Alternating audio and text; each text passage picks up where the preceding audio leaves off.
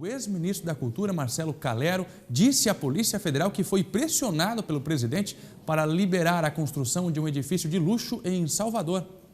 Um dos apartamentos é do ministro da Secretaria de Governo, Gedel Vieira Lima.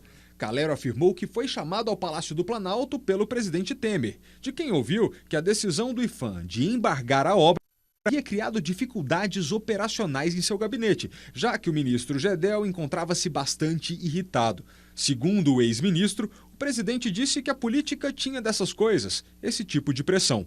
Calero explicou ainda que também foi pressionado pelo ministro Gedel, que sempre de maneira muito arrogante disse que, se fosse preciso, pediria a cabeça da presidente do IPHAN e que falaria até com o presidente da República.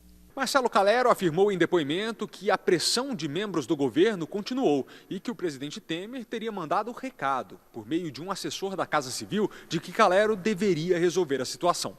Diante da insistência de Temer, Calero, então, entregou o cargo. A Polícia Federal pediu autorização ao Supremo para abrir inquérito e informou ao Ministério da Justiça que Calero gravou as conversas que teve com o presidente Michel Temer e com os ministros Gedel e Eliseu Padilha. Na Câmara, o líder da Rede Sustentabilidade disse que vai mobilizar deputados para que os ministros sejam convocados a depor. Se houver prova material disso, como, por exemplo, uma gravação, a situação do presidente fica insustentável, porque, se confirmadas essas denúncias, isso configura, no mínimo, improbidade administrativa. No Senado, a bancada petista estuda pedir o impeachment de Michel Temer, além de entrar com uma ação penal. Nós vamos pedir o impeachment, porque tem crime de responsabilidade. Foi advocacia administrativa.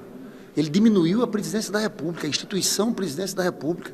Ou seja, pressionou um ministro. O porta-voz da presidência da República rechaçou as acusações. O presidente da República trata todos os seus ministros como iguais e jamais induziu algum deles a tomar decisão que ferisse normas internas ou suas convicções.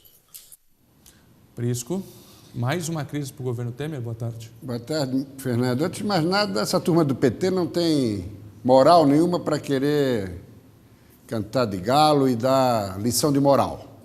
Esse é o primeiro aspecto.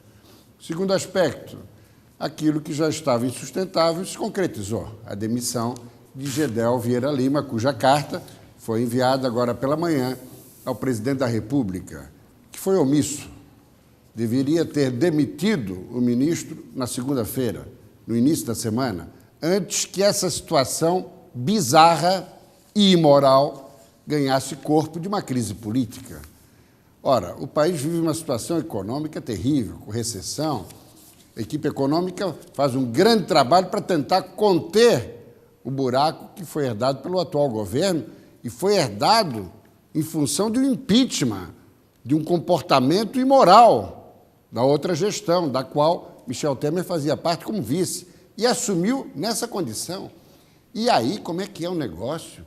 Ficam conversando sobre situação de um imóvel em Salvador, do qual um ministro é proprietário, presidente da República e ministros de Estado tratando desse assunto no momento que vive o país. Isso é o fim da picada, isso é imoral e isso faz com que a situação de sustentação popular do presidente da República fique ainda mais fragilizada.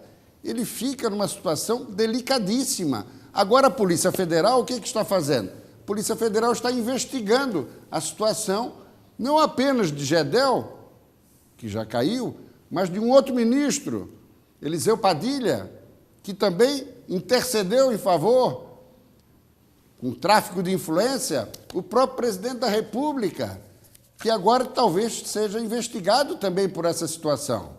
Então, meu caro Fernando, é uma situação muito delicada. O que ocorreu? Ocorreu que o dólar subiu, as bolsas estão agitadas, porque não sabe-se o que vai acontecer. A crise instalou-se dentro do gabinete do próprio presidente da República, numa coisa inofensiva, num assunto pequeno, particular, privado de um ministro, que mobilizou todo o governo. E que agora a Polícia Federal está pedindo o quê? Está pedindo ao Ministério Público que investigue e que denuncie essa situação a justiça.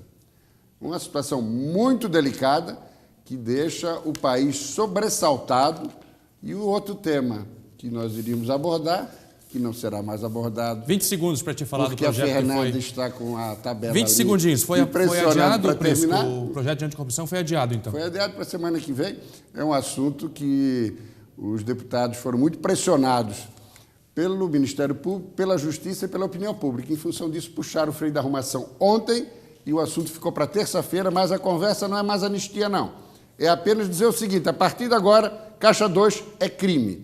Como querendo estabelecer o seguinte: para o passado não existe crime em termos de Código Penal, apenas Código Eleitoral, onde as penas e a punição são bem mais brandas. Vamos combinar assim, você volta no SBT News às 7h20.